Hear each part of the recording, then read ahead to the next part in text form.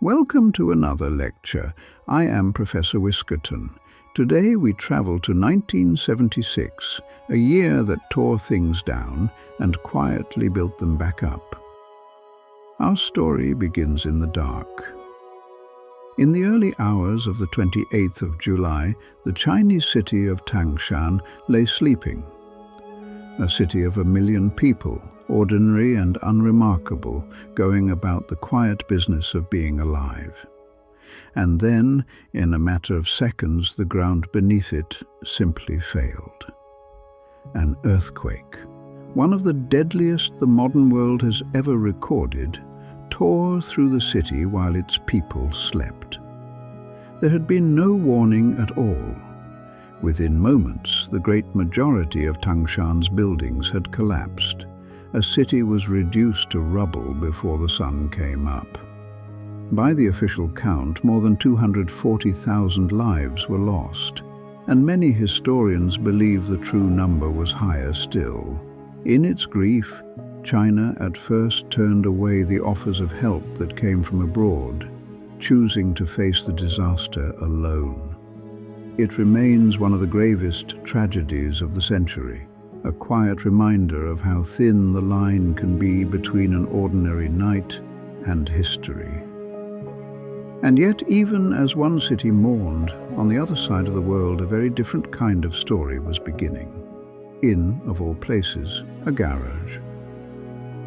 In California that same year, two young men, both named Steve, had an idea that sounded faintly ridiculous, that an ordinary person might one day want a computer of their own at home on a desk.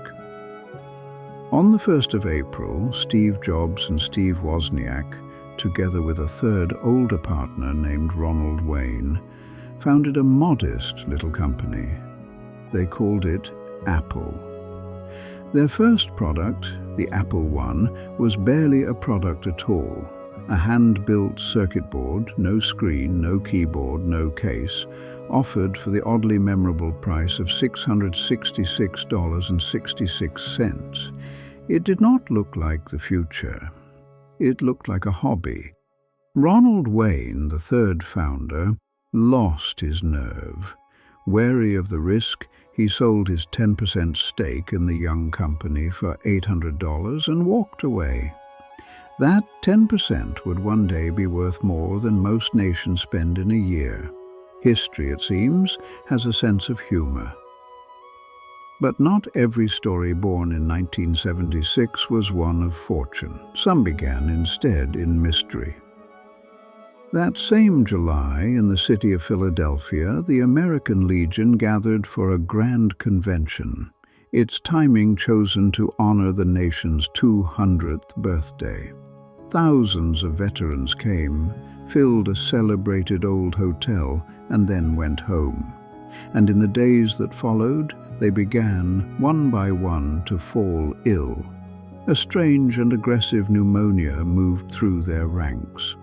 Within weeks, 29 were dead, and more than 200 lay sick. The doctors were baffled.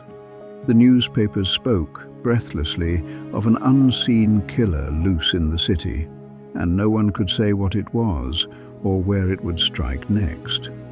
It would take investigators until the following winter to find their answer, a previously unknown bacterium hiding in the cooling system of that very hotel, drifting unseen through the air the guests had breathed. We have called it ever since Legionnaire's disease. A mystery solved at last, but only after the fear had finished its work. While the doctors of Philadelphia chased an invisible enemy across the ground, others, that same summer, were reaching for something very far above it. On the 20th of July, after a voyage of hundreds of millions of miles and the better part of a year, a small craft named Viking I settled gently onto the surface of Mars.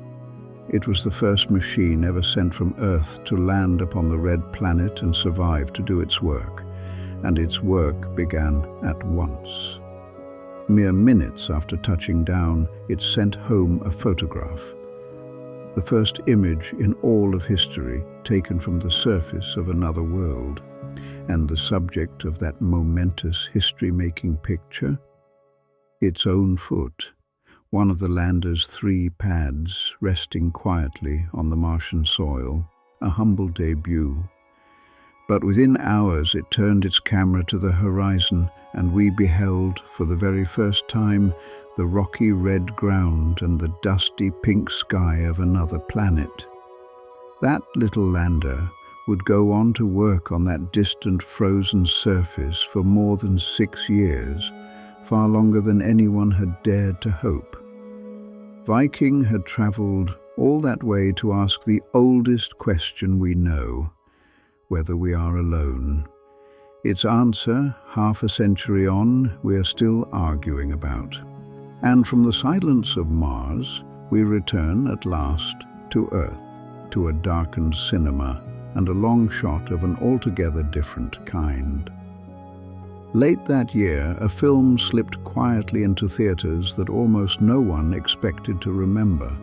It was called Rocky, the story of a nobody, a small-time fighter from the streets of Philadelphia, handed one impossible chance at glory.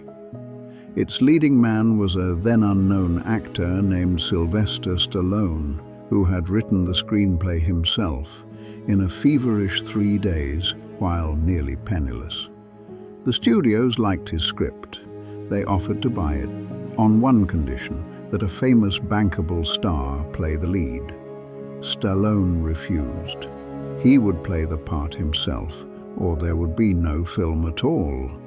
They made it on a shoestring in under a month, and that small, stubborn picture went on to earn over $200 million and to carry home the Academy Award for Best Picture.